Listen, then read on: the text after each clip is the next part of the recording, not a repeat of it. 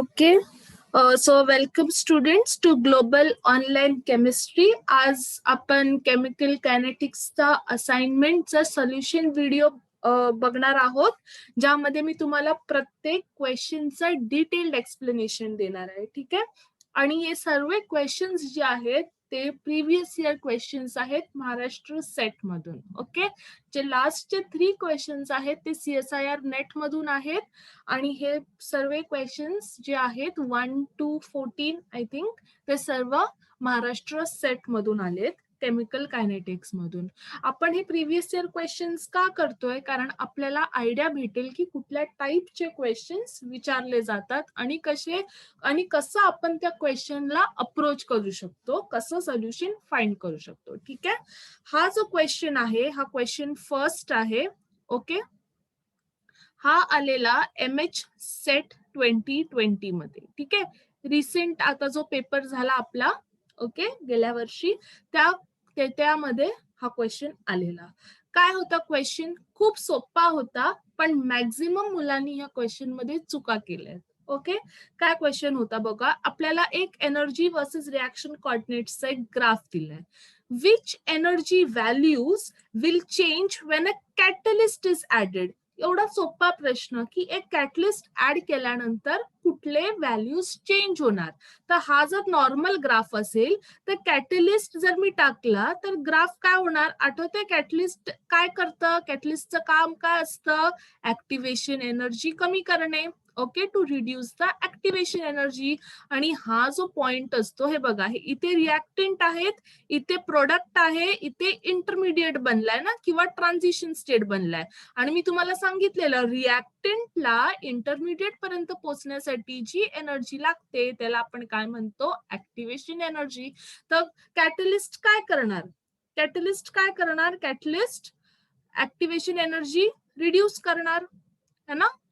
Catalyst काय करणार? Activation energy reduce करणार. तर कसा ग्राफ बनणार? मग असा होऊन जाणार ना ग्राफ. ओके. हा डिस्टन्स होणार, असं होणार. कळालं?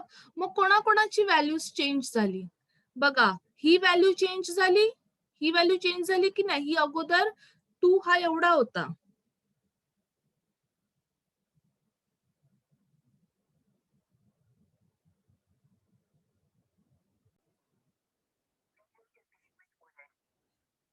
कॅटलिस्ट काय करतो मी तुम्हाला सांगितलं? ऍक्टिव्हेशन एनर्जी रिड्यूस करतो. मग ग्राफ कसा होणार त्याचा? असा होणार ना, असं होणार. कॅटलिस्ट ऍक्टिव्हेशन एनर्जी रिड्यूस करतो. मग कुठल्या कुठल्या क्वांटिटीज रिड्यूस झाले? 2 रिड्यूस झाला. आधी 2 किती होता? ही पूर्ण लाईन 2 होता है ना. ही होती ऍक्टिव्हेशन एनर्जी. आता कॅटलिस्ट टाकल्यामुळे ऍक्टिव्हेशन एनर्जी काय झाली? कमी झाली. म्हणजे 2 चेंज झाला. ठीक आहे. तर जिथे जिथे 2 असेल तो ऑप्शन आपला राईट आहे. मग 1 तर रॉंग आहे, कारण 1 मध्ये थोडी काय चेंज होणार कॅटलिस्ट टाकल्यावरती. हा तर ही एनर्जी तर तेवढीच राहणार ना बिटवीन रिएक्टंट अँड प्रोडक्ट. 1 काय दाखवतंय? Energy difference between reactant and product. तिथं तेवढीच राहणार. 2 चेंज होणार ना, ऍक्टिव्हेशन एनर्जी चेंज होते. अजून काय चेंज होणार? 3 पण चेंज होणार ना, कारण आता ग्राफ कसा बनणार आहे? असा बनणार ना, असा बनणार. मग हा काय होता? हा आपला 2 होता. ओके. इथे जर प्रोडक्ट होतं तर हा आपला 2 होता आणि मग हा पण चेंज झाला ना, त्यामुळे. कळालं? म्हणजे 2 आणि 3, कारण ऍक्टिव्हेशन एनर्जी आता इथपर्यंत आली. मग हा थर्डचा जो ग्राफ आहे तो पण चेंज होणार की नाही? मग ह्याचा आन्सर काय? 2 आणि 3. काही स्टुडंट्सनी काय केलं? फक्त 2 मार्क करून आले. का? कारण त्यांना काय वाटलं? कॅटलिस्ट आहे, ऍक्टिव्हेशन एनर्जी कमी करणार. ऍक्टिव्हेशन एनर्जी तर करणारच कमी, बरोबर, पण त्यासोबत काय की हा जो ग्राफ आहे तो पण चेंज होणार ना. कळाला? हा जो डिस्टन्स आहे तो पण चेंज होणार, म्हणजे हा डिस्टन्स पण चेंज होणार. राईट. म्हणजे 3 पण चेंज होणार. खूप चांगला क्वेश्चन विचारलेला, थोडा ट्रिकी क्वेश्चन विचारलेला सेटनी. ओके. सो याचा राईट आन्सर आहे C. Second question. Okay. Second question आपण हा केला आहे मला वाटतं जेव्हा आपण हाफ लाईफ कॉन्सेप्ट शिकत होतो. In case of radio isotopes, okay, radio isotopes म्हणजे जे आयसोटोप्स रेडिओ ऍक्टिव्हिटी शो करतात. Okay, the activity reduces to dash of initial value after 2 half lives. हा पण 2020 मध्ये आलेला. ओके, सेट 2020 मध्ये येऊन गेला क्वेश्चन की टू हाफ लाईफ नंतर किती ऍक्टिव्हिटी रिड्यूस होणार. तर मी तुम्हाला सांगितलेलं ना 1 to हाफ होण्यासाठी काय आहे, ही काय आहे फर्स्ट हाफ लाईफ है ना. फर्स्ट हाफ लाईफ मध्ये काय होतं, सबस्टन्स जर 1 ग्राम आहे तर तो काय होऊन जातो हाफ ग्रॅम, त्याला आपण फर्स्ट हाफ लाईफ म्हणतो है ना. सेकंड हाफ लाईफ मध्ये काय होतं, सेकंड हाफ लाईफ मध्ये परत जो आपला आता आपलं ओरिजिनल काय हा त्याचं अजून हाफ करा, हाफचं हाफ केल्यानंतर किती होणार 1/4 राईट. तर सेकंड हाफ लाईफ नंतर किती आहे 1/4. हा पूर्ण कॉन्सेप्ट मी तुम्हाला शिकवला आहे व्हिडिओ लेक्चर्स मध्ये, म्हणून व्हिडिओ लेक्चर्स आधी बघणं खूप इम्पॉर्टंट आहे. डायरेक्ट असाइनमेंट सोल्युशन बघितलं तर नाही समजणार. आधी सर्व व्हिडिओ लेक्चर्स बघा, नंतर हे असाइनमेंट बघा. ओके, एवढा सोपा प्रश्न आलेला 2020 मध्ये बघितला आधी तो कॅटलिस्टचा आणि आता हा. Right, next. For the reaction N2 plus 3H2O giving 2 ammonia, the rate expression is. तर त्यांनी हे रेट एक्सप्रेशन दिली नाहीत. ठीक आहे, काय दिली नाहीत, -dNH3/dt is equals to KH2N2. हे त्यांनी दिली नाहीत. म्हणजे हे काय झालं स्टुडंट, हे एक्सपेरिमेंटल रेट इक्वेशन आहे, एक्सपेरिमेंटल रेट इक्वेशन है ना. पण तुम्ही एक स्टुडंट गोष्ट नोटीस केली का की इथे अमोनिया काय आहे, प्रोडक्ट आहे. Right, ammonia is what, product. Right, तर it should be what plus. मी तुम्हाला सांगितलेलं ना जे पण रिॲक्टंट्स असतात त्यांच्या समोर मायनसची साईन येते आणि प्रोडक्ट्सच्या समोर काय येते प्लसची साईन येते. राईट, तर हे समवेअर या क्वेश्चन मध्ये हा टेक्निकल एरर होता. राईट, ते ठीक आहे. आता आपण हे बघूया, ऑप्शन्स बघूया. Which of the following are correct. त्यांनी काय विचारले नाहीत, correct. The reaction is not elementary. आता एलिमेंटरी रिॲक्शन्स काय असतात ते मी तुम्हाला सांगते. समजा मी असं इक्वेशन लिहिलं 2A प्लस 3B गिव्हिंग मी 2C. ठीक आहे, मग मी ह्याचा रेट मध्ये कसं फॉर्म मध्ये लिहिणार, -12 आठवते मी तुम्हाला शिकवलेलं आहे. -12 is equal to -1/3 dB/dt is equal to +12 dC/dt. Okay, असं मी तुम्हाला शिकवलेलं, असं शिकवलेलं की नाही. राईट, तर हे मी केव्हा लिहू शकते, हे जे कोइफिशियंट्स आहेत, हे जे स्टॉइचियोमेट्रिक कोइफिशियंट्स आहेत त्यांना मी असं रेसिप्रोकल फॉर्म मध्ये केव्हा लिहू शकते स्टुडंट्स, जेव्हा तो रिॲक्शन एलिमेंटरी फॉर्म मध्ये आहे. एलिमेंटरी म्हणजे सिंगल स्टेप रिॲक्शन. जेव्हा जर कुठलाही रिॲक्शन एलिमेंटरी रिॲक्शन असतो म्हणजे सिंगल स्टेप रिॲक्शन असतो, तेव्हा तुम्ही त्या रिॲक्शनला ह्या फॉर्म मध्ये लिहू शकता. जर तो एलिमेंटरी रिॲक्शन नसेल तर हे कोइफिशियंट्स पण नसतात. ओके, ते हे कोइफिशियंट्स पण नसतात तेव्हा. समजलं. मग हे केव्हा ऍप्लिकेबल आहे, फक्त आणि फक्त रिॲक्शन एलिमेंटरी असेल तरच. कळालं. आता बघा इथे काय दिले नाहीत, the reaction is not elementary. आता इथे काय असायला पाहिजे, इथे 2 आहे ना, मग जर आपण एलिमेंटरी रिॲक्शन असतं तर काय आलं असतं, असं आलं असतं. राईट, या फॉर्म मध्ये आलं असतं है ना. अमोनियाचं आपण या फॉर्म मध्ये लिहिलं असतं ना रेट इक्वेशन, हाफ लिहिलं असतं. पण इथे कुठे हाफ दिसतोय त्यांच्या एक्सपेरिमेंटल रेट इक्वेशन मध्ये, नाही. ह्याचा अर्थ हे रिॲक्शन एलिमेंटरी नाही आहे. मग हा ऑप्शन करेक्ट झाला ना, त्यांनी करेक्ट ऑप्शन विचारलेली. हो, हा ऑप्शन करेक्ट आहे, हे रिॲक्शन एलिमेंटरी नाहीये. जर एलिमेंटरी असतं तर ते प्रोडक्ट जो अमोनिया आहे इथे कोइफिशियंट काय आहे 2, तर 2चं काय झालं असतं इथे हाफ झालं असतं. कळालं. The reaction is of second order. हो, रिॲक्शन सेकंड ऑर्डर आहे. इथे काय ना म्हणजे 1, इथे काय ना म्हणजे 1, 1 + 1 2, सेकंड ऑर्डर आहे. बरोबर. थर्ड त्यांनी काय विचारली नाहीत, -dH2/dt is equals to -dNH3/dt. हे तो होणारच नाही ना, कारण NH3 काय आहे, प्रोडक्ट आहे आणि प्रोडक्टच्या समोर नेगेटिव्हची साईन नसते. इट शुड बी लाईक दिस. जर असं असतं प्लस असतं तर काय असतं, राईट असतं. ओके, पण त्यांनी काय दिली नाहीत क्वेश्चन मध्ये, मायनस. सो हा थर्ड ऑप्शन राईट नाहीये. मग आपल्याकडे किती ऑप्शन्स राईट आहे, 1 and 2. So option B right आहे आपला. ओके, हा क्वेश्चन पण 2020 मध्ये येऊन गेलाय, MH सेट 2020. ओके, हे तिन्ही क्वेश्चन्स मी 2020 मधून घेतलेत.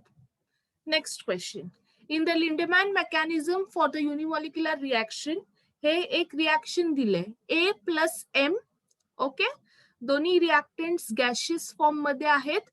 K1 फॉरवर्ड साठी रेट कॉन्स्टंट आहे आणि K-1 बॅकवर्ड साठी रेट कॉन्स्टंट आहे. गिव्हिंग सम इंटरमिडिएट, ही इंटरमिडिएट आहे +M.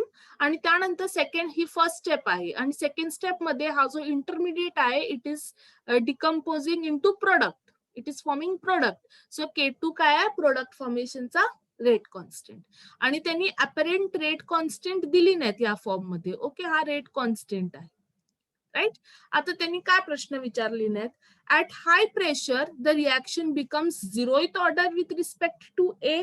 At high pressure the reaction becomes first order with respect to M. At high pressure the reaction becomes first order with respect to A, किंवा pressure has no effect on order of reaction. तर सर्वात पहिली गोष्ट काय होणार, C लिंडेमॅन mechanism मध्ये काय असतं, कोलिजन्स असतात, हे मी तुम्हाला शिकवलेलं है ना. Collisions take place between the reactants मध्ये कोलिजन्स असतात. जर मी प्रेशर वाढवला रिॲक्शनचा तर कोलिजन्स ची फ्रिक्वेन्सी वाढणार की कमी होणार, की काहीच फरक नाही पडणार, वाढणार ना कोलिजन्सची फ्रिक्वेन्सी. प्रेशर वाढवला तर कोलिजन्सची फ्रिक्वेन्सी पण वाढणार बिटवीन ए अँड एम, म्हणजे प्रेशरचा फरक पडतो रेट कॉन्स्टंट वरती. तर हा जो आपला डी ऑप्शन आहे तो सर्वात पहिला आपण कट करून टाकूया. कळालं. नेक्स्ट क्वेश्चन, आपल्याला हाय प्रेशर वरती आता आपल्याला 3 ऑप्शन्स मध्ये बघायचं. ठीक आहे, तिन्ही ऑप्शन्स मध्ये काय दिलंय की हाय प्रेशर वरती काय होतं. आता हाय प्रेशर मध्ये काय होणार स्टुडंट्स, हे केस सारखं आहे ना, जसं आपण तिथे केस 1 केस 2 स्टडी करायचो, तसं हे पण कसं केसच्या फॉर्म मध्ये ना. तर केसमध्ये आपण काय करायचो, ह्या डिनॉमिनेटरला आपण अज्युम करायचो ना. आपण काय म्हणायचो की K2 जर K1 पेक्षा जास्त असेल है ना, असं लिहायचो ना, की असं आपण याला केस 1 लिहायचो. कधी कधी आपण केस 2 मध्ये काय टाकायचो की K2 is very very very less than K-1M, असे केसेस आपण स्टडी करायचो, आठवतं. आणि त्यानंतर आपण ऑर्डर वरती ऑर्डर काढायचो कुठल्याही रिॲक्शनचं. तर आता आपण त्याच्यामध्ये पण ह्यामध्ये पण असंच करणार आहे. पण इथे काय सांगितली नाही त्यांनी, ऍट हाय प्रेशर. तर आपल्याला माहितीये जर प्रेशर हाय असेल, प्रेशर इन्क्रीज केला तर कोलिजन्स पण काय होणार, इन्क्रीज होणार. जर कोलिजन्स इन्क्रीज झाले तर तुम्ही सांगा ह्या दोघांपैकी कुठली केस बरोबर असणार. ओके, K-2 मोठा असणार K-1M पेक्षा, की K-1M मोठा असणार K2 पेक्षा, कुठली केस बरोबर असणार. बघा कुठे आहे हे ए आणि एम, कुठे आहे, इथे आहे ना. फर्स्ट रिॲक्शन मध्ये ए आणि एम ज्या रिस्पेक्ट मध्ये त्यांनी आपल्याला विचारली नाहीत, आयदर ए च्या रिस्पेक्ट मध्ये विचारली नाहीत नाही तर एम च्या. कळालं. तर ए आणि एम कुठे आहेत, फर्स्ट इक्वेशन मध्ये. आणि फर्स्ट इक्वेशन मध्ये दोनच रेट कॉन्स्टंट दिसत आहेत, K1 आणि K-1. म्हणजे K2 चा तर काय प्रश्नच येत नाहीये. With respect to A K2 चा काय प्रश्नच येत नाहीये. जर कोलिजन्स वाढवले तर आयदर K1 विल इन्क्रीज और K-1 विल इन्क्रीज, है ना. तर कुठली केस राईट आहे, केस 2 राईट आहे की नाही आपली, की K-1 जास्त आहे K2 पेक्षा. आणि जेव्हा K-1 जास्त असेल K2 पेक्षा, तेव्हा मी ही रिॲक्शन कशी लिहू शकते, K observed is equal to K1 K2M upon K-1M. जेव्हा K2 खूप कमी असणार आणि K-1 जास्त असणार तेव्हा आपण हे ना याला अप्रॉक्सिमेट करतो ना, राईट. एम आणि एम काय होणार, त्यामुळे कॅन्सल आउट होणार.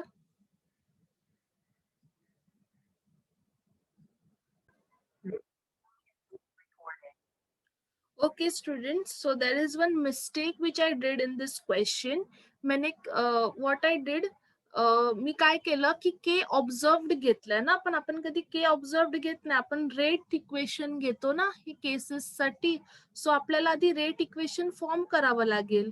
हे तर त्यांनी काय दिलंय, के ऑब्झर्व्ड म्हणजे रेट कॉन्स्टंट दिलाय आणि आपल्याला रेट कॉन्स्टंट नकोय, आपल्याला काय म्हणजे रेटचं इक्वेशन पाहिजे ना, तेव्हा आपण केसेस पुट करतो. तर आधी आपल्याला ते रेटचं इक्वेशन बनवावं लागेल, नंतर ते केस आपल्याला सबस्टिट्यूट करावे लागतील, राईट. मग आपण कसं करायचो, आधी आपण काय करायचो, स्टेडी स्टेट अप्रॉक्सिमेशन लावायचं.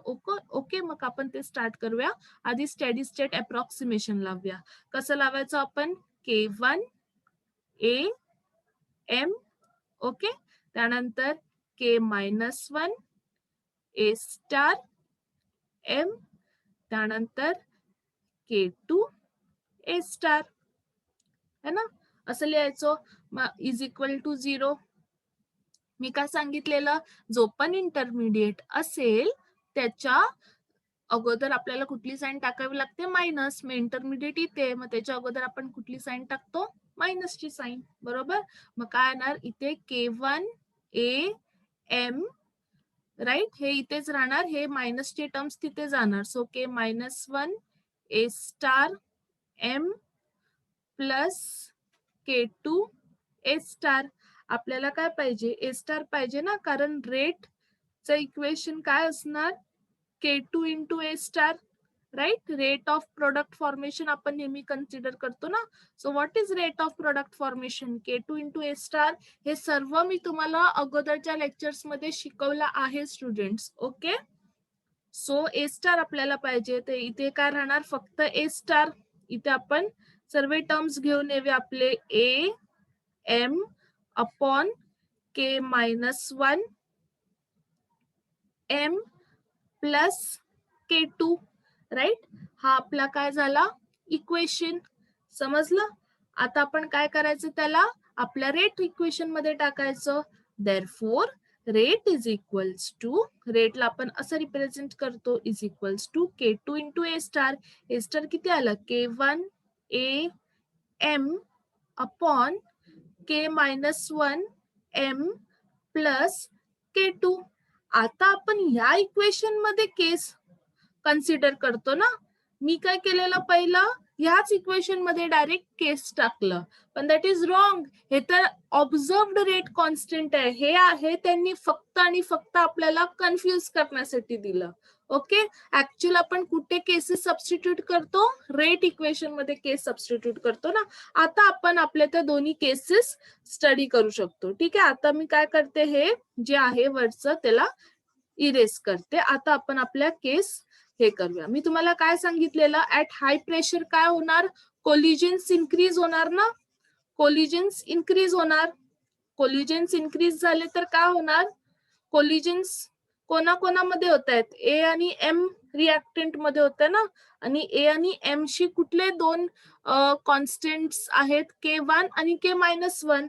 मग काय होणार, केस कुठली कन्सिडर करणार आपण, K-1 M is very very very greater than K2. का मी ही केस कन्सिडर केली, कारण जेव्हा हाय प्रेशर असणार, हाय प्रेशर मध्ये कोलिजन्स पण वाढणार. High pressure increases the collisions between the two reactants A and M. जर कोलिजन्स वाढले तर कुठली रेट कॉन्स्टंट वाढणार, हेच रेट कॉन्स्टंट वाढणार ना, कारण ह्या दोघांमध्ये कोलिजन्स होतोय. ह्या रेट कॉन्स्टंट K2 चा काय प्रश्नच येत नाहीये, कारण हा तर डिकम्पोज होतोय इंटरमिडिएट. कोलिजन्स वाढले तर ह्या दोघांपैकी रेट कॉन्स्टंट्स वाढणार ना. मग कुठला आहे आपल्याकडे, K-1 आहे. आता तुम्ही म्हणाल, मॅम K-1च का घेताय, K1 का नाही घेताय, कारण डिनॉमिनेटर मध्ये बघा काय, आपण डिनॉमिनेटर मध्ये केस सबस्टिट्यूट करतो ना आपले, कळालं. जर नसेल समजत स्टुडंट्स तर माझे प्रिव्हियस व्हिडिओ बघा, ज्याच्यामध्ये आपण स्टेडी स्टेट अप्रॉक्सिमेशन केलंय, ठीक आहे. म्हणून मी ही केस कन्सिडर केली. आता मग माझी रेट एक्सप्रेशन काय होणार, काय होणार, K2 K1 A M upon K-1 M, कारण हा खूप छोटा आहे ना K-1 M पेक्षा, म्हणून मी काय केलं, ह्याला नेग्लेक्ट केलं. ठीक आहे, आता एम आणि एम कॅन्सल, मग काय झालं, it is what, first order with respect to A, with respect to A. मग काय आन्सर येणार, सी आन्सर येणार. हा कॅन्सल झाला, it is not respect, it is not first order with respect to M, M तर इथे cancel झाला ना आपला, आणि इट इज झिरोथ ऑर्डर, नाही झिरोथ ऑर्डर नाहीये, फर्स्ट ऑर्डर आहे. ठीक आहे, एवढा सोपा क्वेश्चन होता, पण मी काय केलं, मी डायरेक्ट ह्याच्यामध्ये सबस्टिट्यूट करत होती. ओके, मी हे बघायला विसरली की के ऑब्झर्व दिली नाहीत त्यांनी, रेट कॉन्स्टंट दिली नाहीत, आणि आपण कधी पण केसेस कशामध्ये पुट करतो, रेट इक्वेशन मध्ये पुट करतो. ठीक आहे, right. This question was asked I think in 2017, मी शुअर नाहीये, but it is a previous year question. कुठे 2017 नाहीतर 16 मध्ये हा क्वेश्चन विचारलेला. Right, next question. Laughing gas N2O can be prepared from H2 and NO, H2 plus 2NO giving N2O plus H2O. Okay, तर त्यांनी काय विचारली नाही, त्याच्यामध्ये आपल्याला करेक्ट रेट लॉ सांगायचंय. काय सांगायचंय, करेक्ट रेट लॉ सांगायचंय. तर खूप सोपा आहे हा प्रश्न, आपण कितींदा केलाय की नाही. आता काही स्टुडंट्सला या क्वेश्चन मध्ये वाटतंय की हे व्हॅल्यूज खूप कन्फ्युजिंग आहेत, पण तसं नाहीये. बघा, मी तुम्हाला एकदम सोपा वे सांगते ह्या क्वेश्चनला अप्रोच करायचा, आणि हे खूप इम्पॉर्टंट क्वेश्चन्स आहेत, हे खूप वेळा विचारले गेलेत एक्झाम मध्ये. ठीक आहे, करेक्ट रेट लॉ सांगायचा. आता आपण आहे ना सर्वात पहिलं H2 च कन्सिडर करूया. ठीक आहे, H2 च बघूया. आता जर तुम्हाला H2 मध्ये कन्फ्युजन होत असेल ना की कुठली व्हॅल्यू घ्यायची, 4 व्हॅल्यूज आहेत, कुठली व्हॅल्यू घेऊ, तर काय करायचं स्टुडंट्स, H2 मध्ये जाण्या अगोदर आधी NO ला बघायचं. NO मध्ये बघा कुठे कॉन्स्टंट व्हॅल्यूज आहेत. हे बघा, इथे सेट 2 मध्ये आणि सेट 3 मध्ये NO साठी कॉन्स्टंट व्हॅल्यूज आहेत ना. मग जिथे NO साठी कॉन्स्टंट व्हॅल्यूज असतील ना, तिकडचे H2 चे व्हॅल्यूज घ्यायचे. समजलं, तिकडचे H2 चे व्हॅल्यूज घ्यायचे. म्हणजे तुम्हाला हे दोन व्हॅल्यूज घ्यायचे H2 चा ऑर्डर फाइंड करण्यासाठी.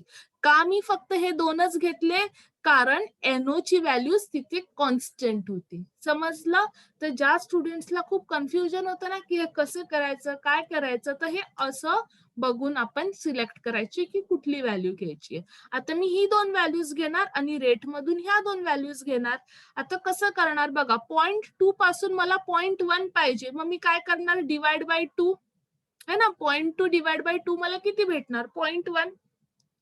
आणि ह्या आता हा नंबर जो आहे काय आहे, 1.843 इंटू 10⁻⁻6, ह्याला मी कशाने डिवाइड करणार, 9.216 इंटू 10⁻⁻7.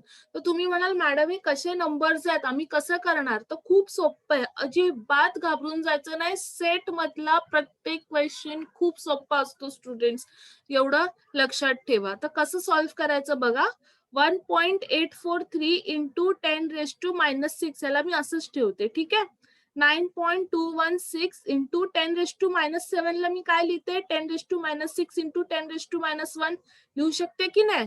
-6 गेला, हा 10⁻⁻1 वरती जाणार तर काय होणार, 10 होणार, कळलं. आणि खाली हे 9.216. सो 1.843 इंटू 10 किती होतं, 18.43 अपॉन 9.216. आणि मी तुम्हाला काय सांगितलंय की आपल्याला अप्रॉक्सिमेट कॅल्क्युलेशन्स पाहिजेत ना, आपल्याकडे कॅल्सी वगैरे काय नसतो परीक्षेच्या वेळेला. मग काय करायचं, अप्रॉक्सिमेट करायचं. हे 9.216 आहे आणि हे 18.216 आहे. 1 आणि 2 अप्रॉक्सिमेटली कॅन्सल होईल ना, 9 1 आणि 9 2 18च येणार ना. सो अप्रॉक्सिमेटली आन्सर 2 येतोय की नाही, म्हणजे या दोघांना पण आन्सर काय होतंय, 2. तर इथे पण डिवाइड बाय 2 येतंय, इथे पण डिवाइड बाय 2 येते. एकीकडे डिवाइड बाय 2 येतंय आणि दुसरीकडे जर मल्टिप्लाय बाय 2 येतंय तर तो एक्सेप्टेबल नाही. जर इथे डिवाइड बाय 2 आहे तर इथे पण डिवाइड बाय 2 असला पाहिजे किंवा 4 असला पाहिजे. ओके, व्हॉट एव्हर, पण डिवाइडच असला पाहिजे. कळलं. मग आता इथे डिवाइड बाय 2 आला आणि नेक्स्ट आपण काय करतो, यांना कॅन्सल करतो. 2 1 जा 2 1 जा, मग ऑर्डर काय आला माझा, 1. So with respect two hydrogen माझा ऑर्डर काय आहे, 1. तर त्यांनी कुठल्या ऑप्शन्स एलिमिनेट होत आहेत, बी आणि डी एलिमिनेट होत आहेत. तर जे ऑप्शन्स एलिमिनेट होतात ना स्टुडंट्स, आधी त्यांना एलिमिनेट करून टाका, कारण मग ते सोपं पडतं. मग आपल्याला आता फक्त या दोघांवरतीच फोकस करायचंय, ह्याच्यावरती नाही करायचं. या दोघांपैकीच आपला आता कुठला तरी आन्सर आहे. तर त्याच्यासाठी काय करावं लागेल, आता मला एनओ बघावं लागेल. कळालं? एनओ कन्सिडर करावं लागेल आता मला. तर आता आपण एनओ ला कन्सिडर करूया. ठीक आहे ना सोपं? आणि कसे व्हॅल्यूज बघायचे ते पण मी तुम्हाला सांगितलंय. ओके, केमिकल कायनेटिक स्टुडंट्स खूप सोपं आहे आणि 3 ते 4 प्रश्न येतात, आरामशीर सॉल्व्ह कराल जर तुम्ही माझे सर्व लेक्चर्स वगैरे बघितले असाल तर. Okay right. आणि अजून लेक्चर्स जर तुम्हाला बघायचे असतील तर तुम्हाला ऍप डाउनलोड करावं लागेल. Okay, global online university app, जिची लिंक मी डिस्क्रिप्शन बॉक्स मध्ये देत आहे. That app is only for 2999 rupees. Okay, आता आपण H2 च झालं आपण. ओके, त्या बेसिसवरती आपण 2 ऑप्शन एलिमिनेट केले. आता NO च बघूया. राईट. आता मी तुम्हाला काय सांगितलेलं, कॉन्स्टंट व्हॅल्यूज बघायचे ना. तर इथे बघा, इथे पण 0.2 आहे, इथे पण 0.2 आहे, इथे पण 0.2 आहे, है ना. म्हणजे 2 आणि 4 मध्ये कॉन्स्टंट व्हॅल्यूज आहेत. 2 आणि 4 मध्ये कॉन्स्टंट व्हॅल्यूज आहेत.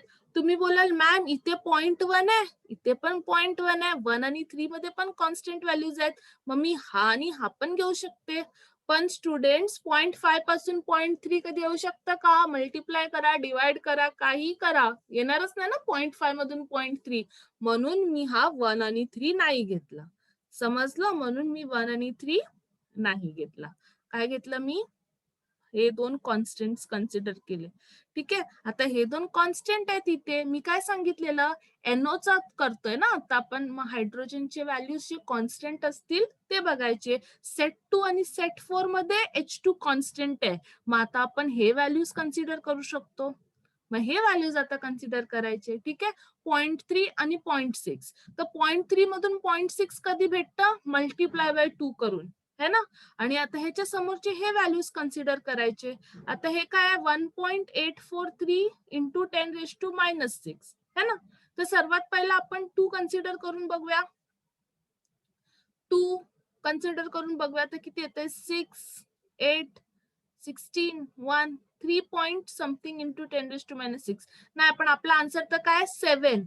मग 2 च्या नंतर आपण कुठला नंबर घेतो? 4.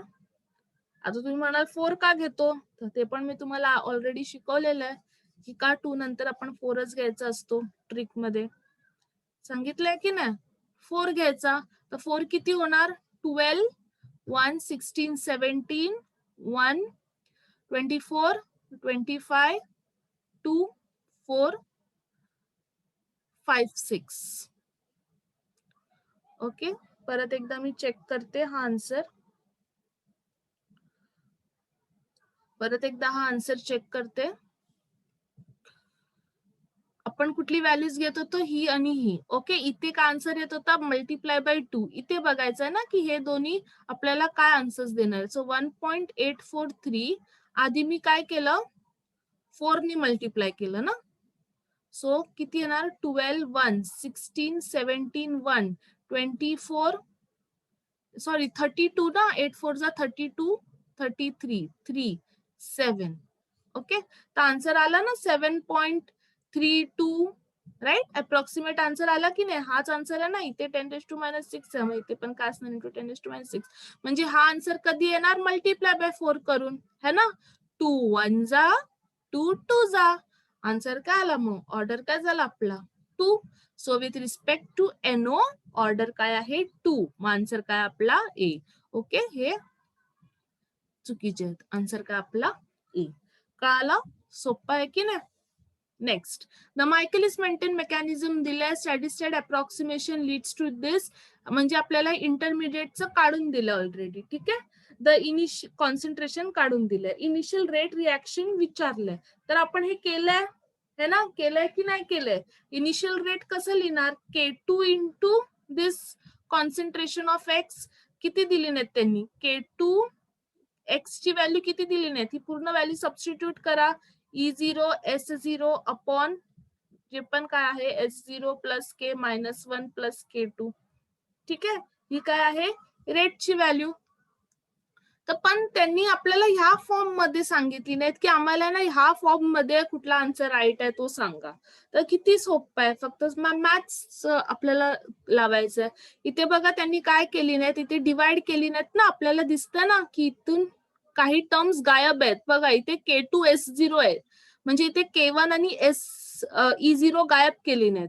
तेच बघा इथे डिवाइड केली नाहीत ना, म्हणजे त्यांनी dividing the numerator and denominator by K1 E0 असं त्यांनी केली नाही है ना. Dividing the numerator bye numerator and denominator by K1 E0, K1 E0, K1 E0, K1 E0. Okay, तर इथून K1 K1 cancel, E0 E0 cancel. काय answer येणार K2 S0. येस, न्यूमरेटर मध्ये मला भेटलं, तेच भेटलं K2 S0. आता डिनॉमिनेटरचं बघूया. इथून K1 K1 कॅन्सल झाला है ना, बाकी काय कुठे कॅन्सल होत नाहीये. मग इथे काय उरलं S0 by E0 plus K minus 1 by K1 E0 plus K2 by K1 E0. एवढं उरतंय की नाही.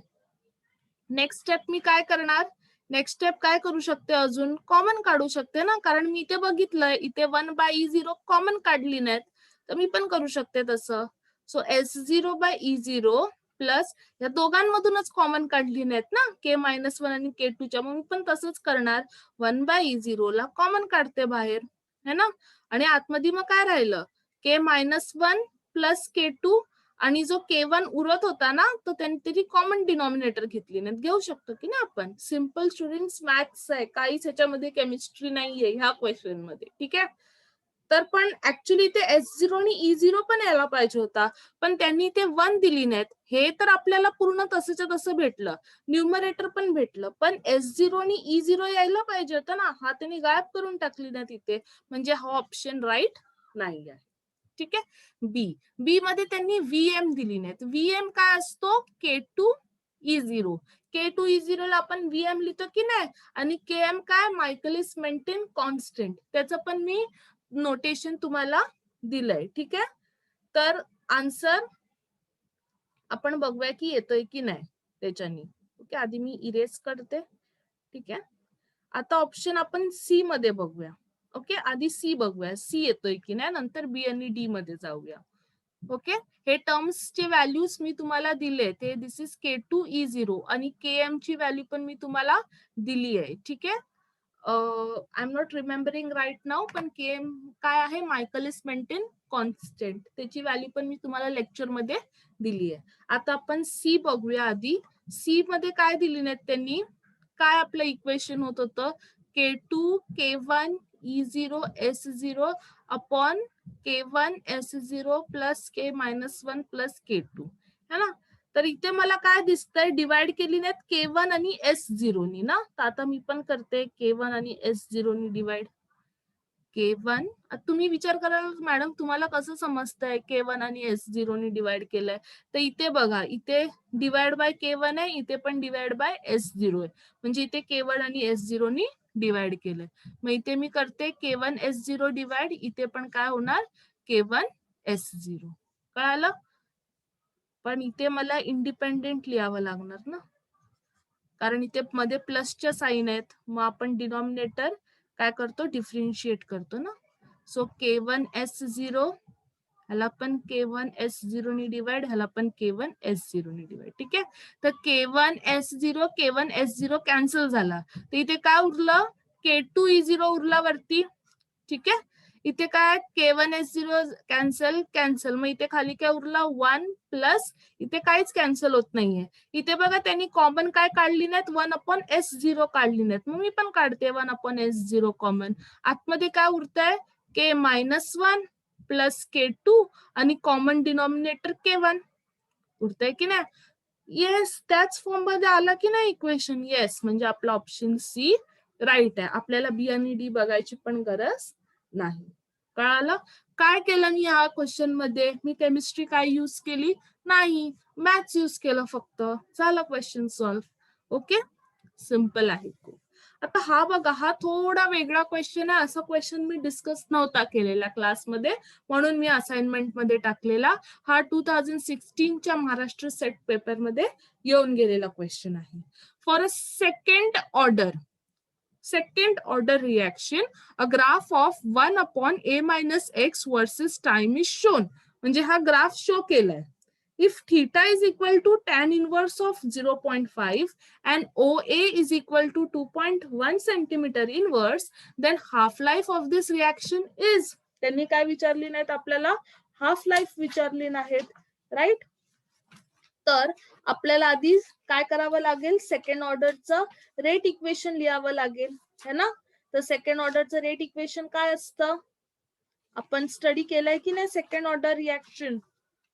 ओके, त्यामध्ये आपण काय काय कुठल्या फॉर्म मध्ये लिहिलेलं इक्वेशन, सेकंड ऑर्डरचं 1 upon a minus x is equal to k2t plus 1 upon a, है ना. हे काय आहे, हे सेकंड ऑर्डरचं रेट इक्वेशन आहे. तुम्हाला मी एक जनरल फॉर्म्युला दिलेला आठवतंय, तो लेक्चर बघा तुम्ही. ओके, ज्याच्यामध्ये मी जनरल फॉर्म्युला डिस्कस केलाय. आधी सर्व लेक्चर्स बघा, नंतरच क्वेश्चन इथे सॉल्व्ह होऊ शकतात तुमचे. ठीक आहे, तर सर्वात पहिला मी काय लिहिला, हा जनरल एक्सप्रेशन लिहिला फॉर सेकंड ऑर्डर रिएक्शन. ठीक आहे, तर आता हा कुठल्या फॉर्म मध्ये students, y is equal to mx plus C, है की नाही. y is equals to mx plus C. Y axis वरती काय आहे, 1 upon a मायनस एक्स. हो, वाय ऍक्सिस वरती 1 upon a मायनस एक्सच आहे ना. हे काय आहे, 1 upon a minus x. 1 upon म्हणजे इथे काय लिहिलंय, एक्स मायनस ए मायनस एक्स इनवर्सचा अर्थ काय होतो, हेच. वर्सेस एक्स, एक्सच्या जागी काय असलं पाहिजे, टाइम. तर हो, एक्स ऍक्सिस वरती टाइमच आहे आणि वाय ऍक्सिस वरती हे आहे, म्हणजे आपला हा इक्वेशन बरोबर आहे. तर जो पण स्लोप असणार या इक्वेशनचा तो काय असणार, k2. मग स्लोप कसा भेटतो स्टुडंट्स, हा ग्राफ आहे, ग्राफ मधून आपल्याला स्लोप भेटतो. पण इथे तर कुठे स्लोप दिलाच नाहीये, मग कसं फाइंड करायचा, स्लोप काय आहे, एम ची व्हॅल्यू काय आहे, कशी फाइंड करायची. ओके, आणि त्यांनी इथे आपल्याला माहितीमध्ये काय दिली नाहीत, theta is equal to tan inverse, म्हणजे हा जो थीटा आहे that is equal to tan inverse of 0.5. Okay, आणि ओ ए ची व्हॅल्यू दिली नाही. आता हे ओ ए काय आहे, इथे तर फक्त ए दिसतोय, ओ कुठे, ओ काय असतो स्टुडंट्स, ओरिजिन असतो, है ना. म्हणजे ओ ए, म्हणजे ही व्हॅल्यू दिली नाही त्यांनी आपल्याला, 2.1 सेंटीमीटर इनवर्स. आणि ही व्हॅल्यू काय असते, इंटरसेप्ट असते. इंटरसेप्ट असते की नाही, म्हणजे इंटरसेप्ट म्हणजे काय, सी. हा सी इंटरसेप्ट असतो. सीच्या जागी काय आहे, 1/a, म्हणजे त्यांनी आपल्याला 1/a ची व्हॅल्यू 2.1 सेंटीमीटर इनवर्स दिली नाहीत. कळालं कसा क्वेश्चन फ्रेम केलेला तो. आणि आता स्लोप कसा काढणार, पण स्लोप कसा काढतात, स्लोपचा फॉर्म्युला असतो m is equals to tan theta. Slope is always equal to tan theta. ठीक आहे, पण थीटाच्या जागी त्यांनी आपल्याला काय दिली नाहीत, थीटा किती दिली नाहीत, टॅन इनवर्स ऑफ 0.5. टॅन आणि टॅन इनवर्स कॅन्सल होतं, ट्रिग्नोमेट्री केलं ना आपण आपल्या स्कूल डेज मध्ये.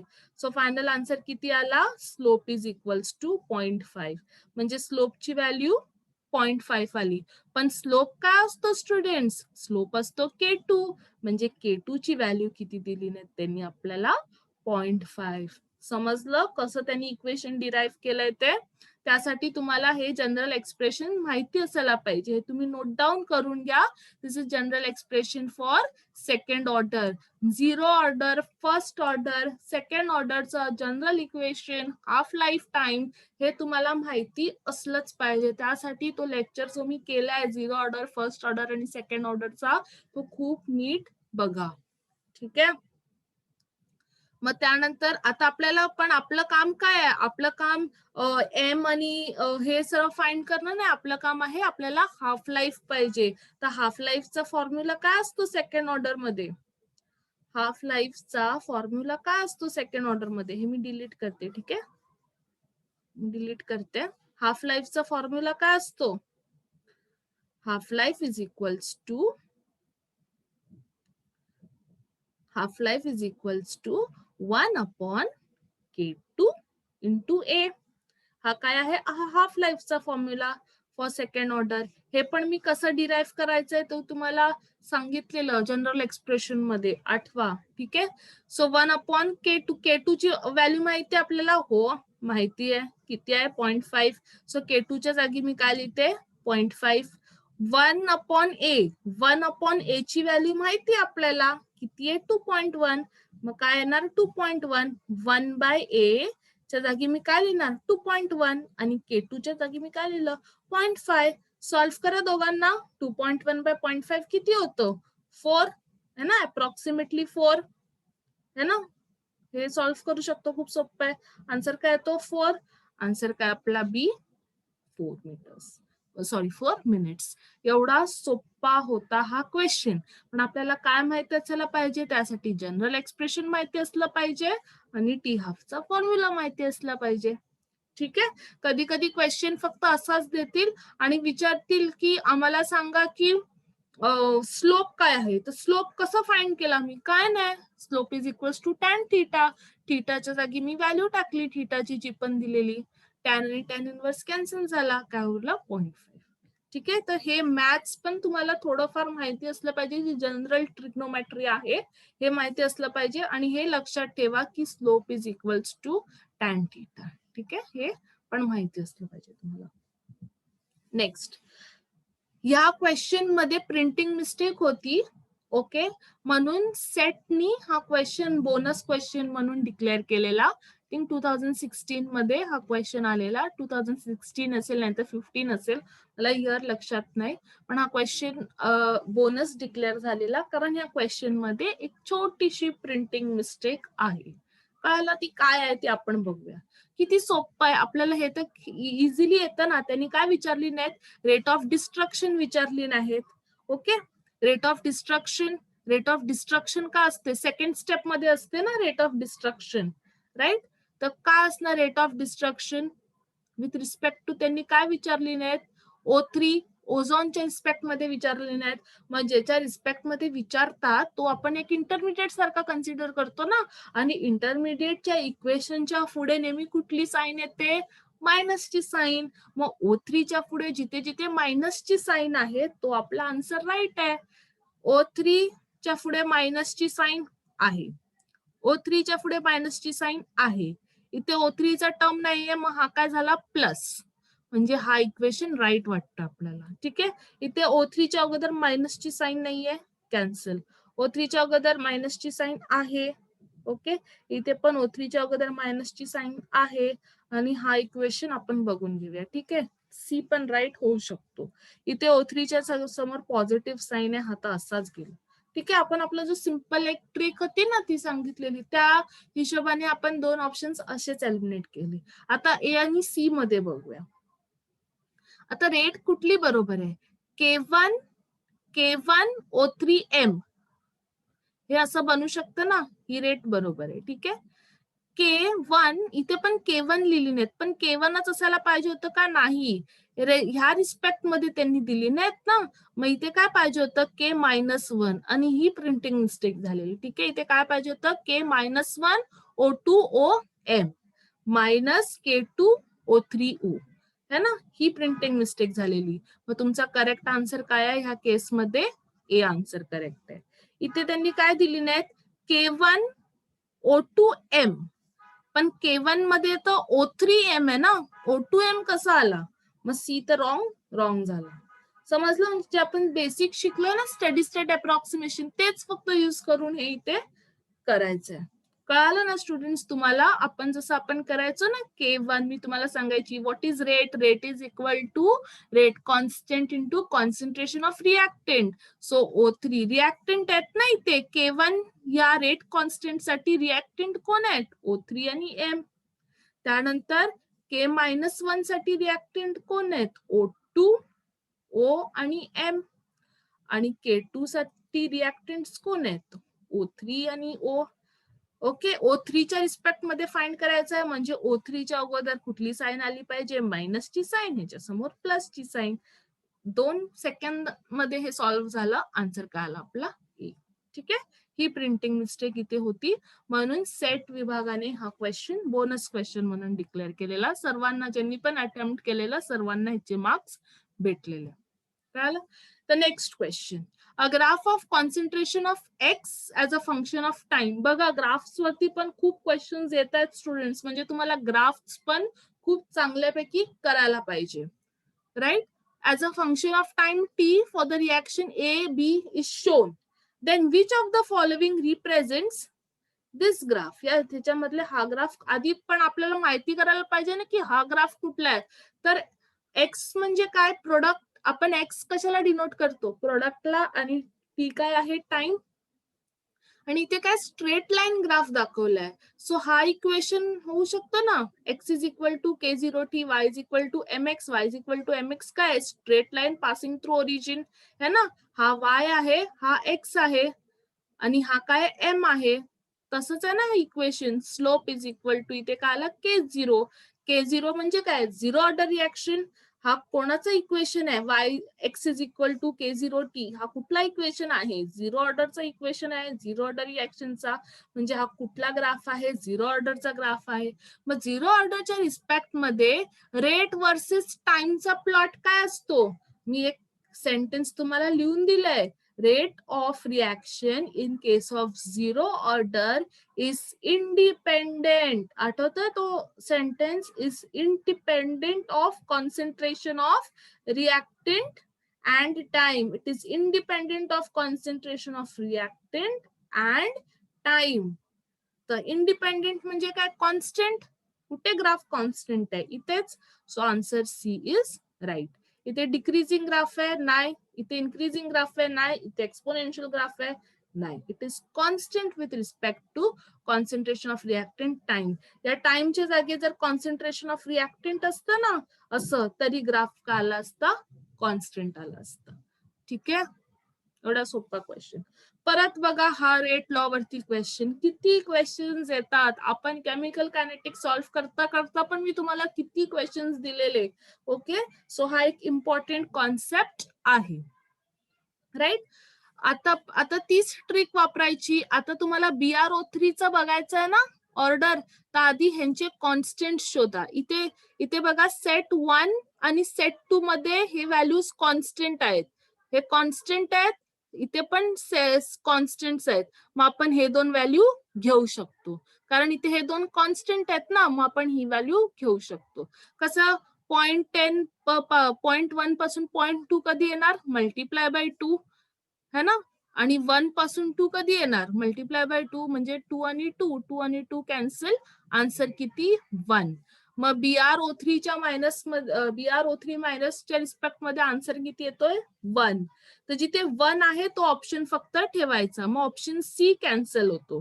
ठीक आहे, इथे पण 1 आहे, इथे पण 1 आहे, आणि इथे पण 1 आहे. कळलं. आता नेक्स्ट आपण BR मायनसचं बघूया. BR मायनस मध्ये बघण्यासाठी आधी काय करावं लागेल, ह्या दोघांचे कॉन्स्टंट्स शोधावे लागतील ना, ते आपण शोधूया. ह्याचं मला बघायचंय ना. तर बघा स्टुडंट्स, सेट 2 आणि सेट 3 मध्ये इथे हा कॉन्स्टंट आहे आणि इथे पण कॉन्स्टंट आहे, सेम आहे ना, कॉन्स्टंट आहे. मग आपण ह्या BR3 मायनस साठी सेट 2 आणि सेट 3 कन्सिडर करूया, हे कन्सिडर करूया. ठीक आहे, कसं येणार, हे इंटू 2 करायला लागेल मला, 0.1 इंटू 2 0.2, आणि इथे हे येण्यासाठी काय करावं लागेल, 2च करावं लागेल ना, 2 2 जा 4. परत हे कॅन्सल झालं, 2 1 जा 2 1 जा. आन्सर किती येतो इथे, 1. म्हणजे BRच्या रिस्पेक्ट मध्ये पण काय आहे, आन्सर 1च येतोय. मग D कॅन्सल झाला आपला आणि A कॅन्सल झाला, आन्सर काय आला आपला, B है ना. तोच एक उरत होता, आन्सर काय आला, B. H ची करायची पण गरज नाही, तरी आता मी तुम्हाला सॉल्व्ह करून दाखवते, है ना. H. आता H बघायचंय आपल्याला, काय बघायचं आपल्याला, H बघायचंय. ठीक आहे, H बघायचंय. तर H बघण्यासाठी ह्या दोघांना कॉन्स्टंट बघावं लागेल ना. तर सेट 1 आणि 4 बघा, सेट 1 आणि 4 कॉन्स्टंट व्हॅल्यूज. इथे BR साठी पण सेट 1 आणि 4 मध्ये कॉन्स्टंट व्हॅल्यूज. मग आपण हे कन्सिडर करू शकतो यांना, है ना, या व्हॅल्यूजला कन्सिडर करू शकतो. 0.1 मधून 2 गेले तर किती येणार, 2, म्हणजे 0.2, आणि 1 मधून 4 गेले तर किती येणार इंटू 4. मग 1 जा आणि 2 जा म्हणजे एचच्या रिस्पेक्ट मध्ये काय 2. हो 2च आहे म्हणजे आपला आन्सर बी राईट आहे. समजलं students. Next temperature jump method हा पण मी तुम्हाला शिकवलेला. ओके टेम्परेचर जम्प मेथड मध्ये हा रिलॅक्सेशन टाइम दिलाय आपल्याला right 10 microseconds. Corresponding equilibrium constant दिलाय त्यांनी. तुम्हाला रेट कॉन्स्टंट फाइंड करायचा आहे बॅकवर्ड रिॲक्शन साठी राईट. सो आपल्याकडे फॉर्म्युला होता relaxation time is equals to 1/K1 + 1/K2. कळालं. तर आपल्याला हा फॉर्म्युला फक्त सबस्टिट्यूट करायचा आहे. K1 ची व्हॅल्यू काढायची आहे. आन्सर किती येणार 10⁻3. Okay. The pre-exponential factor in Arrhenius function does not depend upon Arrhenius factor. हे जे आहे प्री एक्सपोनेन्शियल काय होतं K is equals to AE⁻⁻ है ना. हा फॅक्टर अरेनियस फॅक्टर ज्याला आपण प्री एक्सपोनेन्शियल फॅक्टर हा कशावरती डिपेंड नाही करत. कोलिजनच्या फ्रिक्वेन्सीवरती करतो का डिपेंड. हो करतो. टेम्परेचर वरती करतो का डिपेंड. हो करतो. टेम्परेचर टर्म आहे. ऍक्टिव्हेशन एनर्जी वरती पण करतो का. हो ऍक्टिव्हेशन एनर्जी पण टर्म आहे. विस्कॉसिटी ऑफ मीडियम वरती डिपेंड नाही करत. Option C. Catalyst increases the rate of reaction by decreasing the activation energy. खूप सोपा प्रश्न है ना. बघा हा नेटचा प्रश्न आहे. हा कुठल्या नेट मध्ये आलेला डिसेंबर 2017 मध्ये. CSIR नेट डिसेंबर 2017 मध्ये हा प्रश्न येऊन गेलाय. किती सोपा प्रश्न होता बघा. आपण हे कितींदा केलंय. आय इंटरमिडिएट आहे. सर्वात पहिला आपण काय करतो आपले रेट्स आपले इक्वेशन्स लिहायचं काम करायचं. K1 A है ना. नेक्स्ट काय K2I is equal to 0. Intermediate काय माझा I म्हणजे आयच्या समोर मायनसची sign. So K1A is equals to K2I. त्यांनी काय सांगितलंय आयचं कॉन्सन्ट्रेशन सांगा आम्हाला म्हणजे आयचं कॉन्सन्ट्रेशन पाहिजे त्यांना. सो काय येणार K1/K2 into A. So answer is 4. हा क्वेश्चन 2 मार्क्स मध्ये आलेला नेट मध्ये. डिसेंबरचा जो पेपर होता 2017 मधला तिथे हा क्वेश्चन 2 मार्क्स साठी आलेला.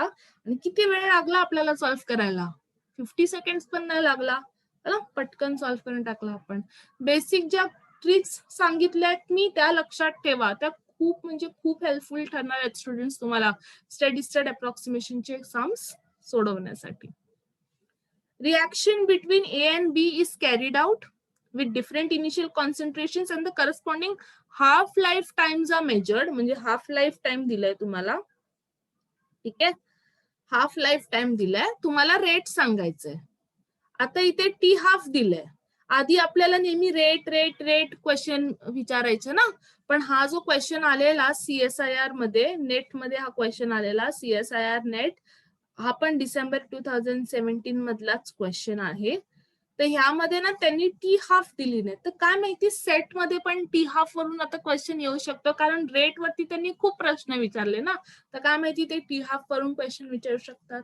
म्हणून मी हा क्वेश्चन स्टुडंट टाकलाय. ओके असाइनमेंट मध्ये. आता आपल्याला रेट सांगायची टी हाफला बघून. कशी सांगणार. तर खूप सोपं आहे. खूप सोपं. इथे त्यांनी इनिशियल कॉन्सन्ट्रेशन दिली नाहीत ना स्टुडंट्स. तर मी तुम्हाला काय सांगते आधी जर तुम्हाला बी च्या रिस्पेक्ट मध्ये फाइंड करायचं असेल तर आधी ए चे कॉन्स्टंट शोधा. सेट 1 आणि सेट 2 मध्ये कॉन्स्टंट आहे ना ए. म्हणजे हे दोन व्हॅल्यूज मी काय करू शकते घेऊ शकते आणि ह्याचे टी हाफचे व्हॅल्यूज घेऊ शकते. पण मला इथे काय दिसतंय की इथे इनिशियल इनिशियल कॉन्सन्ट्रेशन चेंज होतंय है ना इंटू 2 होतंय. पण इथे काय होतंय टी हाफ चेंजच होत नाहीये. आणि टी हाफ चेंज होत नाहीये म्हणजे काय टी हाफ इंडिपेंडेंट आहे इनिशियल कॉन्सन्ट्रेशन. आणि हे वाक्य मी तुम्हाला लिहून दिलंय बुक मध्ये. T half is independent of initial concentration of reactant. कुठल्या ऑर्डर मध्ये लिहून दिलेला मी T half is independent of initial concentration of reaction. हा इक्वेशन होता 0.693/K ज्याच्यामध्ये कॉन्सन्ट्रेशनची कुठली युनिटच नव्हती. हे कोणाचं आहे this is all for first order reaction है ना. फर्स्ट ऑर्डर रिएक्शन मध्ये T half is independent of initial concentration change झालंय, तरी टी हाफ इथे चेंज झालं नाही, 60चं 60च राहिलंय. म्हणजे बीच्या रिस्पेक्ट मध्ये ऑर्डर काय आहे 1. म्हणजे इथे पण बीच्या रिस्पेक्ट मध्ये ऑर्डर 1 आहे. ते आपले आन्सर्स असू शकतात. मग 2 आणि 4 असाच कॅन्सल झाला. ठीक आहे, तर ह्या दोघांपैकी शोधायचं आपल्याला, कारण इथे पण बीच्या रिस्पेक्ट मध्ये ऑर्डर 1 आहे आणि इथे पण बीच्या रिस्पेक्ट मध्ये ऑर्डर 1 आहे. आता जर आपण एचं बघूया, एचं बघण्यासाठी बी कुठे कॉन्स्टंट आहे तो शोधावा लागेल. एंट्री 3 आणि 4 मध्ये बी कॉन्स्टंट आहे, म्हणजे मी हे टर्म्स कन्सिडर करू शकते. कळालं? आता आपण ना एक सिम्पलचं लॉजिक लावूया. ठीक आहे, जो फर्स्ट क्वेश्चन आहे ना, त्याच्यामध्ये त्यांनी काय सांगितले नाहीत की एच्या रिस्पेक्ट मध्ये पण ऑर्डर 1 आहे ना, पण इथे आपल्याला दिसतंय इथे व्हॅल्यूज चेंज होत आहेत, इथे पण व्हॅल्यूज चेंज होत आहेत. इथे मल्टिप्लाय बाय 2 आहे, इथे डिवाइड बाय 2 आहे.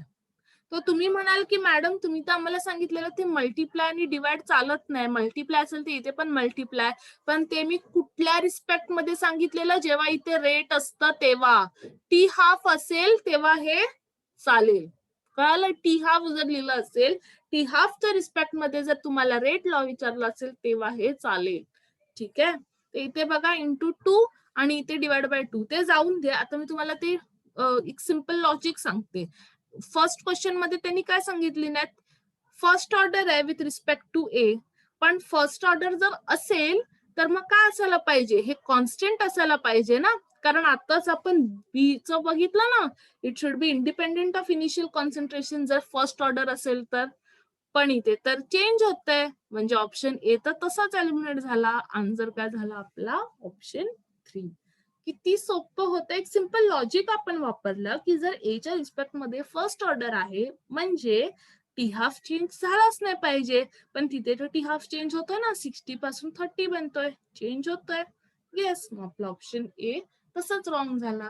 असं आपण ऑप्शन्स एलिमिनेट करून फायनल आन्सर वरती येऊ शकतो. स्टुडंट्स कधी पण लक्षात ठेवा, कॉम्पिटिटिव्ह एक्झाम्स मध्ये तुम्हाला लिहून सॉल्व्ह करायचं नसतं. कळालं? कधी कधी ऑप्शन्स एलिमिनेट करायचा प्रयत्न करायचा असतो, तेव्हाच तर तुमचं पटकन होणार सॉल्व्ह. नाहीतर जर आपण प्रत्येक गोष्ट आता सॉल्व्ह करत बसलो असतो तर थोडा वेळ लागला असता ना. ओके, 2 मिनिटं म्हणा, 3 मिनिटं म्हणा, वेळ गेलाच असता आपला. म्हणून हे असे ऑप्शन्स एलिमिनेट करायचे. आला ना ऑप्शन आपला सी, राईट, थर्ड. आणि हा क्वेश्चन स्टुडंट्स 4 मार्क्स मध्ये आलेला. एवढा सोपा प्रश्न. नेक्स्ट, हा कुठून आहे स्टुडंट्स, आपला लाईन व्हीवर बर्क प्लॉट जो आपण केलेला. ठीक आहे, लाईन व्हीवर बर्क प्लॉट. इथे काय आलंय, स्लोप अँड इंटरसेप्ट दिली नाहीत तुम्हाला, 1 by rate against 1 bye substrate. तर मी तुम्हाला सांगितलं कधी पण 1 बाय रेट आणि 1 बाय सबस्ट्रेट दिली तर समजून जायचं लाईन व्हीवर बर्क प्लॉट विचारलाय. तर स्लोप किती दिली नाहीत त्यांनी, हा काय स्लोप, स्लोप किती आहे एम, किती दिली नाहीत 300. अँड इंटरसेप्ट किती दिली नाहीत 2 into 10⁵ respectively. The Michaelis-Menten constant of the enzyme in this reaction is, Michaelis-Menten constant म्हणजे Km विचारली नाहीत. आणि मी तुम्हाला सांगितलेलं मायकेलिस-मेंटेन कॉन्स्टंट साठी फॉर्म्युला काय आहे, स्लोप अपॉन इंटरसेप्ट है ना, हे मी तुम्हाला लिहून पण दिलंय. सो 300 अपॉन 2 into, फक्त डिवाइड करायचं होतं स्टुडंट्स, किती वेळ लागतो डिवाइड करायला, 1.5 into 10⁻³ आन्सर. डिवाइड करा आणि 4 मार्क्स घेऊन जा. ओके, कुठे आलेला हा क्वेश्चन, CSIR डिसेंबर 2017. ठीक आहे, तिन्ही क्वेश्चन्स मी डिसेंबर 2017, खूप सोपा क्वेश्चन पेपर आलेला. ठीक आहे, 2017च्या डिसेंबर मध्ये. प्रोव्हाइडेड तुम्हाला हे माहिती असेल, जर कोणाला हेच माहिती नसेल की मायकेलिस मेंटेन कॉन्स्टंट काढतात कसं, तर मग काय उपयोगाच नव्हता क्वेश्चन. ओके, सो एवढे सोपे प्रश्न येतात कधी कधी, right. So we need to analyse and we need to prepare well. जेवढं शिकवलंय तेवढं करा.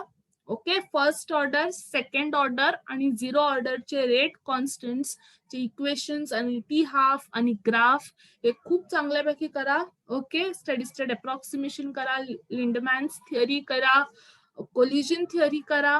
ओके, आणि तुम्हाला कायनेटिक्सचा पेपर अटेम्प्ट करता येईल, क्वेश्चन्स अटेम्प्ट करता येईल. ओके, जर काहीही डाऊट असतील आजच्या लेक्चरमध्ये तर तुम्ही मला विचारू शकता ग्रुपवरती. Okay, thank you.